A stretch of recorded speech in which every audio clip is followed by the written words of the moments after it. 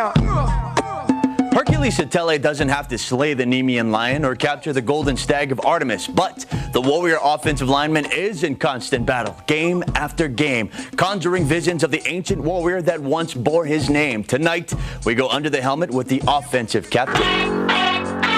Half god, half mortal, the mythical character Hercules conquered and slaughtered. He was an unstoppable force, performing heroic deeds no other man would dare. So there's not much difference between truth and fable. He's just strong at the point all the time, and he's a beast when he pulls. He's always bowling guys over, and not only that, he's really agile. You cut. He's just amazing when he pulls and when he's downfield blocking. The exploits of the Greek warrior are well documented in literature, history books, and movies. And while Hercules Satele is quickly building a legend of his own, the comparisons continue. Yeah, I just heard he was a strong guy, but I'm just trying to hopefully live up to that name. But my parents came up with that name, and I don't know, I guess that was their favorite show, and they just thought I was gonna be a big guy, and hopefully I'm trying to be that big guy, man. Oh, Hercules, Hercules, Hercules. What the gladiator? Mission accomplished. Like the storied hero, this Hercules comes from a pedigree of immortals. Many of his cousins have graced UH rosters in the past. Most recent, NFL draft picks Samson Satele and Melila Purcell. He has a good name behind his football family and stuff like that. So, I think he's trying to carry the tradition on. As far as Derek and Uriah and Sam and Vince and all those guys, I think Herc, is going to go down in books as one of the great ones. Hercules was born in Hawaii but grew up in California. His first trip back to the islands came in 2002 when his Long Beach Poly Jackrabbits torched Kahuku 42-16 at Aloha Stadium. I was real hyped, just because that was the first time I see them do the haka Kahuku, and that just made us, especially the Polynesians on our team, just made us more hyped, and just wanted to play against them, against other Samoans or Polynesians.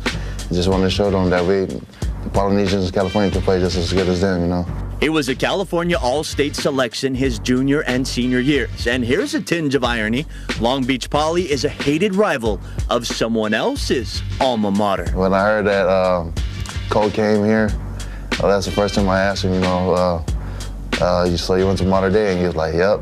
And then I told him where I'm from, and we just started laughing. The two offensive leaders let bygones be bygones, and now it's Satele's sworn mission to keep the Heisman hopeful safe. But unlike the famous son of Zeus, he has help, and not just from the rest of the O-line.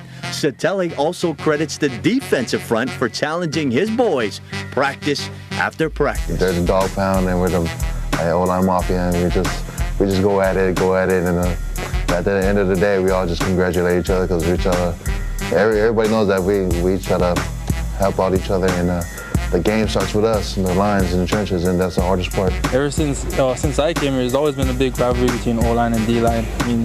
It's just the toughest guys on the team. They're in the trenches every day. When you come on the field, you see a lot of late hits and holding penalties, but then off the field, everybody just leaves it aside, and we all come back together as brothers. Hercules was the only starter to keep his position on the offense's front five. And as a pulling guard, there's nothing he loves more than contact. And that's why his teammates call him Roadblock.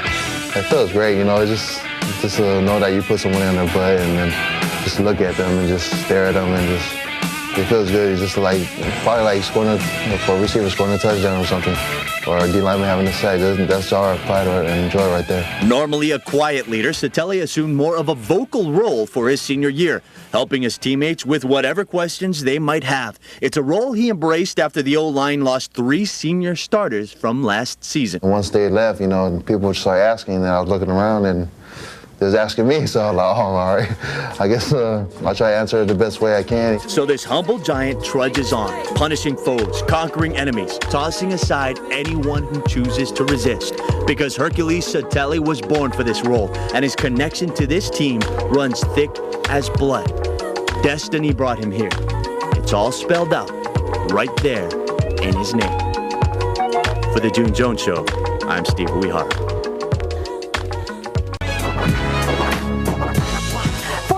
NBA NBA champion Shaquille O'Neal once said, "This is a tough game. There are times when you've got to play hurt, when you've got to block out the pain." Of course, it comes with the game. Playing through pain is nothing new for the Warriors, and that's been especially true for Colt Brennan.